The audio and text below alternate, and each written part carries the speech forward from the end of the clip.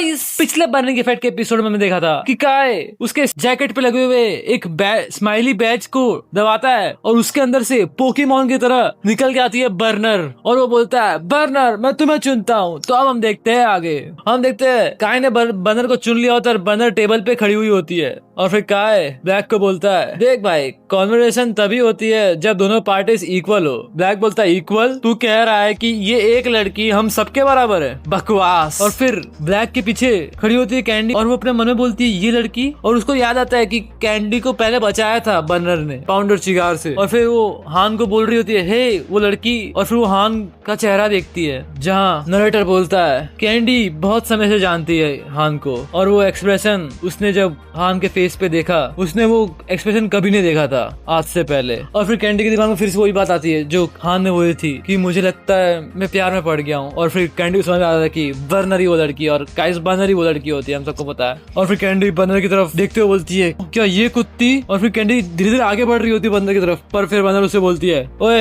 ऐसे अचानक मूवमेंट मत कर, अगर तुझे अपने पिछवाड़े पे लात नहीं खानी हो तो। और फिर कैंडी बोलती है तू साली तू समझती क्या अपने आप को? और फिर बर्नर स्माइल करती है और फिर अपने दोनों हाथ चौड़े करती है और काय को उसको देख के कुछ याद आता है, उसको देख के पाउंड की याद आती है और काय स्माइल करता है। और फिर बर्नर अपने दोनों हाथ एक साथ मारती है जिससे पाउंड की तरह उसकी भी फ्लेम्स निकलती है। उस फ्लेम से पीछे हो जाते हैं कैंडी और ब्लैक, और फिर कैंडी उस फ्लेम्स को देख के बोलती है ये फ्लेम्स ये तो पाउंड की ब्लू ब्लॉसम है। और हम देखते हैं बर्नर जिसके हाथ में फ्लेम्स आ चुके हैं पाउंड की जैसी, और इसको देख के ब्लैक एकदम शॉक में होता है और अपने मन में बोलता है ये डेंजरस है, अगर इस लड़की ने उत्पात मचा दिया तो यहाँ पे मास सुसाइड हो जाएगा। हमारे पास चाहे जितने भी लोग यहाँ पे हो हम ही डिसएडवांटेज में है। ये टेक्निक पहले भी प्रूव कर चुकी है कि ये कितना डिस्ट्रक्शन मचा सकती है। और ब्लैक बात कर रहा होता है थोड़े साल पहले जब पाउंड ने एक ब्रिज को उड़ा दिया था इस टेक्निक से और सारे के सारे अंडरग्राउंड के ट्रूप्स को खत्म कर दिया था। और फिर बर्नर बोलती है तुम्हें समझ में नहीं आ रही लगता है तुम किस सिचुएशन में हो, तुम अंडरग्राउंड के कुत्तों, ये फ्लेम्स मेरे पापा की है जो तब तक लड़े थे जब तक वो मर नहीं गए, और अगर तुम लड़ना चाहते हो तो मैं तुम्हें रोकूंगी नहीं, इनफैक्ट मैं तुम्हें वेलकम करूंगी,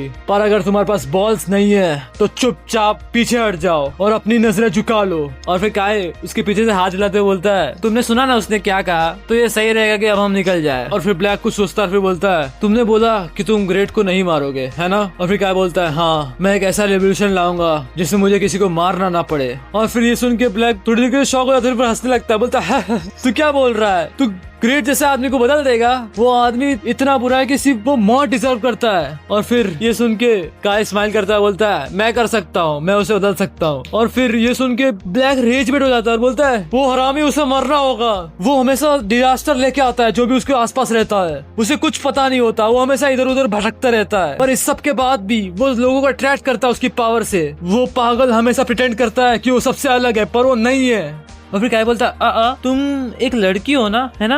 और फिर ये सुन के ब्लैक चुप हो जाता है और बर्नर बोलती है अरे यार उस बॉडी के साथ और उस वॉइस के साथ ये थोड़ा ज्यादा नहीं हो गया, तुम्हें नहीं लगता? और फिर काय बोलता है मैंने ब्लैक लॉयन को फाइट करते हुए देखा है पहले, और उसकी बॉडी जो अभी है वो एक ह्यूमनॉइड है, मतलब ये एक असली बॉडी नहीं होती गाइस, ये एक रोबोट की बॉडी है। और फिर काय बोलता है लगता है मुझे ऐसा लग रहा है, क्योंकि मैंने जब इसे सुना इस तरह से रैंट करते हुए ग्रेट को, मुझे हिंट्स मिले एक दूसरे इमोशंस के भी साथ में। और फिर काय जो बोल रहा था वो एकदम सही होता है, क्योंकि काय को स्क्रीन से कोई देख रहा होता है और वो एक लड़की होती है और वो बोलती है ये लड़का बहुत मुश्किल है डील करने के लिए। और फिर काय बोलता है तुम चाहे लड़का हो या लड़की मुझे उससे कोई फर्क नहीं पड़ता, पर तुम्हारे मोटिवेशन तुम्हारे एक्शंस के पीछे वो एक अलग बात है। और फिर काय अपना स्केटबोर्ड बुलाता है बर्नर के पास और बर्नर उस पर बैठ जाती है और वो काय को पकड़ के उसको बैठा देती है। और फिर काय बोलता है ठीक है हम चलते हैं, और बर्नर जाते हुए बोल रही होती है मैं तुम्हें चेतावनी देती हूँ अगर तुमने फिर से ऐसा कुछ किया तो अगली बार मैं नहीं जाऊंगी, तुम्हें सबक सिखाए बिना। और फिर ये बोल के बर्नर और काय उधर चले जाते हैं। और फिर ब्लैक अपने मन में सोच रही होती है कि इससे अच्छा तो मैं ग्रेट को फेस कर लूं, इस लड़के से अच्छा तो ये लड़का मुझसे हैंडल नहीं होगा। पर ब्लैक के पीछे होता है हान और वो बोलता है उसे तो मैं याद भी नहीं था। और फिर ये सुन के और गुस्सा आता है कैंडी को और बोलती है वो चुड़ैल मैं उसे मार दूंगी चाहे कुछ भी हो जाए। और फिर सीन शिफ्ट होता है वहीं पे जहाँ से ये सब कंट्रोल कर रही होती है वो लड़की, और उसके पीछे एक गेट होता है, उस गेट के अंदर से एक आदमी आता है, बोलता है लगता है तुम एक मुसीबत में पड़ गई थी है ना? और लड़की बोलती तुम वापस आ गए, मुझे माफ कर देना देना, मैं भावनाओं में बह गई थी पूरी तरह से। और फिर वो बंदा बोलता है कोई बात नहीं, ये ठीक है, बस ये थोड़ा बुरा मैचअप था, पर मैंने तुम्हें इतने सारे ब्लैक लायंस दिए, तुम उन्हें अच्छे से यूज कर सकती थी, समझ गई ना, अगली बार इसे दिमाग में रखना। और वो लड़की बोलती है वाई नीम, पर हमें पता चलता है कि ये आदमी और कोई नहीं होता, ये होता वाई यानी सेंट्रल एडमिनिस्ट्रेटिव ब्यूरो का 6th एल्डर डॉक्टर। और वाई बोलता है इतनी चिंता करने की कोई जरूरत नहीं है, पर ये बहुत जल्दी होने वाला है, ग्रेट मरेगा। तो गाइस 6th एल्डर ग्रेट को मारना चाहता है, पता नहीं क्यों, पर सीन शिफ्ट होता है ग्रे मार्क के 5th ब्लॉक एडमिनिस्ट्रेटिव ब्यूरो में, जहाँ पे एडा बोल रहे थे मुझे लगता है मुझे जाना चाहिए घर के लिए। और जॉय बोलती है तुम श्योर हो, तुम खुद से चली जाओगी वहाँ तक? और एडा बोलती है हाँ मैं ठीक हूँ, शुक्रिया मिस्टर पिग का जिन्होंने मुझे बचाया और मुझे चोट नहीं लगने दी। और हम देखते मिस्टर पिग को जो बोल रहा था हे ऑल थैंक्स टू मेरे हाइपर मोड पावर अप को। और फिर से वही रिएक्शन देती है फनी सा, जॉय उसको देखते है वो। और फिर मिस्टर पिग एक्सप्लेन करने लगता है उसका सिस्टम, और वो बोलता है ये जीनियस मैकेनिज्म डिजाइन किया गया है ट्रिगर होने के लिए जब कोई इमरजेंसी इवेंट्स होते हैं। और फिर जॉय बोलती है ओए एक्सप्लेन करना बंद कर सब चीजें। और फिर ये देख के एडा वहां से निकल जाती है और अपना चश्मा निकाल देती है, और वो जा रही होती है मार्केट में चलते हुए, स्ट्रीट्स में चलते हुए, पर तभी वो किसी को नोटिस करती है, और वो बंदा जैकेट पहन के साइड में खड़ा होता है, और एडा पहचान जाती है वो कौन है। और फिर वो जल्दी से भाग के आगे चली जाती है, और फिर वो होता है रॉय, और रॉय उसके पीछे बोलता है हाँ, फिर रॉय उसके पीछे जाने लगता है, पर फिर एडा उसको डरा जाती है, बोलते हाँ बॉस, या फिर कोई और फिर एडा को ये करते हुए देख के रॉय ब्लश करने लगता है और बोलता है तुम एक्टिंग कर रही थी अब तक मेरे साथ। और फिर ये सुन के एडा भी ब्लश करने लगती है और बोलती है मिस्टर रॉय। और फिर वो दोनों साथ में चलने लग जाते हैं। फिर एडा बोलती है मिस्टर रॉय आपको यहाँ क्या लेके आया? और रॉय बोलता है मैंने सुना था एक्सीडेंट के बारे में, तो मैं हेल्प तो नहीं कर सकता था पर खाली चिंता कर सकता था। तो फिर एडा बोलती है अच्छा तो ये बॉस का ऑर्डर है? और फिर रॉय बोलता है नहीं बस मैं खुद से। और फिर ये सुन के एडा पीछे रुक जाती है, और फिर रॉय को रियलाइज होता है उसने गलती से कुछ ज्यादा ही बोल दिया। और फिर रॉय बोलता है हाँ नहीं नहीं नहीं नहीं ऑफ कोर्स ये बॉस का ही ऑर्डर है, मैं तुमको इसलिए देखने आया था। और फिर एडा पीछे कुछ बोल नहीं रही होती, और रॉय आगे मुड़ के अपने मुंह पे हाथ रख के अपने मन में बोल रहा होता है जीसस क्राइस्ट मैं पागल हूँ। और फिर एडा स्माइल करते हुए बोलती है मिस्टर रॉय क्या आप पसंद करोगे मेरे साथ वॉक पे चलना? और फिर वो लोग वॉक पे जाते हैं नाइट मार्केट में, जहाँ पे रॉय बोल रहा होता है हम लोग इधर क्यों है? और एडा बहुत खुश हो रही होती है और बोलती है ये अच्छा है, हमें कभी कभार आना चाहिए नाइट मार्केट में इस तरह से। और फिर वो एक पोटैटो फ्राइज की शॉप देखते हुए बोलती है हो पोटैटो फ्राइज। और हम देखते हैं वो दुकान वाला बोल रहा होता है ये आओ इधर और ले लो अपने फ्रेश फ्राइज। और एडा वहाँ पे जाने लगती है और बोलती है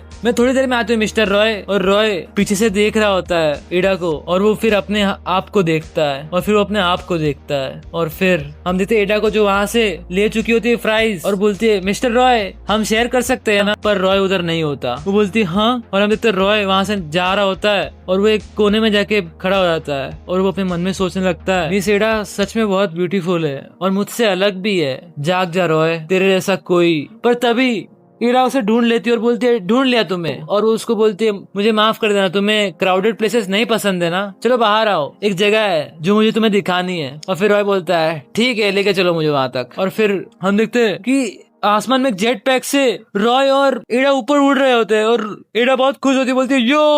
और रॉय बोलता है ज्यादा मत हिलो प्लीज। और एडा बहुत खुश होती है ये सीनरी देख के, और बोल रही होती है मैं सिर्फ ये सोच रही थी कि ये सिटी सिर्फ डरावनी है पूरे टाइम, पर देखो एक पर्सपेक्टिव इसे कितना ब्यूटीफुल बना देता है। मेरा दिल आज पूरे दिन बहुत भारी था, पर बस कंपनी चेंज करने से मेरे आसपास की। और फिर ये सुन के रॉय बोलता है क्या? तो गाइस इन लोग दोनों को कुछ अलग ही चल रहा होता है। पर फिर थोड़ी देर के लिए एक ऑकवर्ड साइलेंस आ जाती है, और एडा फिर चिल्ला के बोलती है उधर उधर उधर लेके चलो मुझे। और रॉय बोलता है हाँ ठीक है पर प्लीज शांत रहो और सीधी खड़ी रहो। और फिर रॉय उसको लाके छोड़ देता है जहाँ पे एडा ने उसको बोला था, और वो उधर खुद भी नीचे उतर जाता है। और फिर वो दोनों उधर ऊपर से नजारा देख रहे होते हैं, और एडा बोलती है मिस्टर रॉय आपको बुरा लगता होगा ना क्योंकि आप दूसरों से अलग दिखते हो है ना? और रॉय बोलता है हाँ ऐसा कुछ नहीं है, मैं इन सब का मैं नहीं सोचता अब ज्यादा क्योंकि मैं बड़ा हो गया हूँ। और फिर एडा बोलती है मुझे पता है आप बोल रहे हो आप केयर नहीं करते, पर जब लोग आपकी तरफ देखते हैं आपको वो सहन नहीं होता, इसलिए आप हमेशा छुपने लग जाते हो। पर अगली बार वैसा मत करना जैसे आप पिछली बार